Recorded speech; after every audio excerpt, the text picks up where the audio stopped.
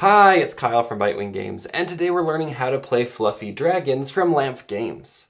In Fluffy Dragons, you are dragons visiting the different elements, hoping to collect gems and beat the other dragons in a clash. Players will take turns declaring which element they are visiting, placing their dragon on that element. At the end of the round, players will fight. Dragons will beat out other dragons 2 spaces clockwise and earn gems, points, from those players they beat. Each round you'll have one element you cannot visit. You'll choose one of the remaining cards to visit, declaring which area it is. But the area you declare doesn't actually have to match the card that you laid. Sneaky, sneaky. So you can say you're visiting here, but pull a sneak attack and actually visit here. And players have a chance to wager on other players if they think they are lying. The point of the game is to win, and you win by having the most points.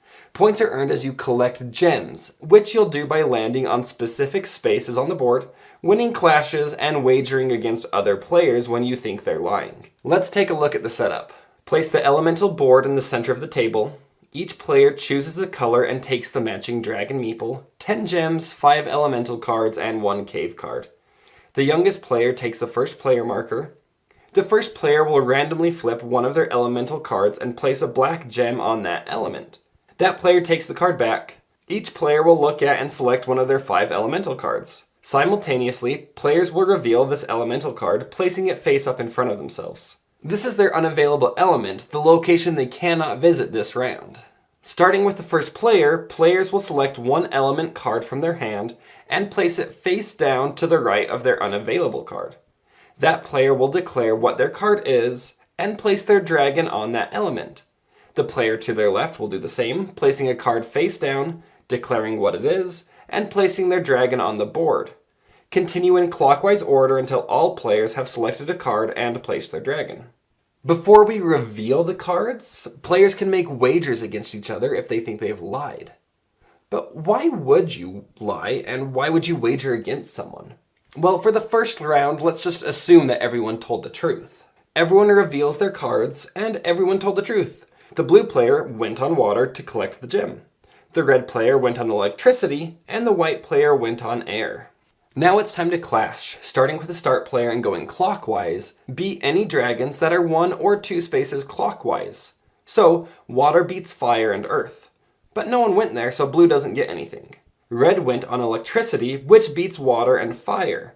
They steal 1 gem from the player they beat. A gem of any color, but not black. So red steals 1 gem from the blue player. White beat both red and blue, so they take a gem from each of them. Now that we're done clashing, the blue player gains the black gem since they ended on that space. Let's look at a slightly different example. Let's say both blue and red had gone here. Red and blue are on the same space, and no one is within 2 spaces clockwise, so neither of them wins gems when clashing.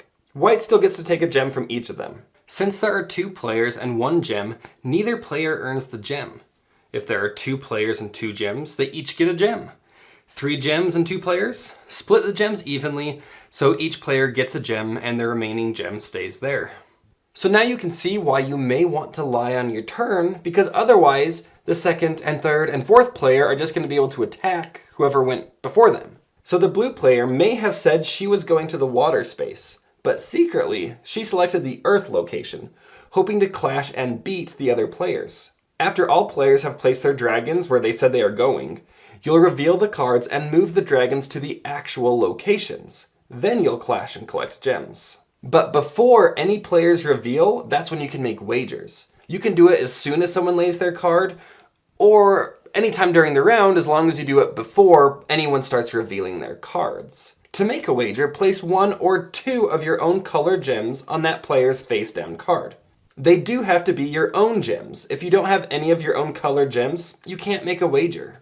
Wagers will end in one of 2 ways. 1, you were right, that player was lying. Or 2, you were wrong, that player was telling the truth. So, blue says water, but you, the red player, don't believe them. You challenge them with 2 gems. They reveal, and you were correct. They are a lying little dragon. You get your 2 gems back and select 2 gems to take from them, any color but black. If you had wagered 1 gem against them, you would just steal 1 gem from them. If you were wrong, they actually went where they said, They keep any gems people wagered against them.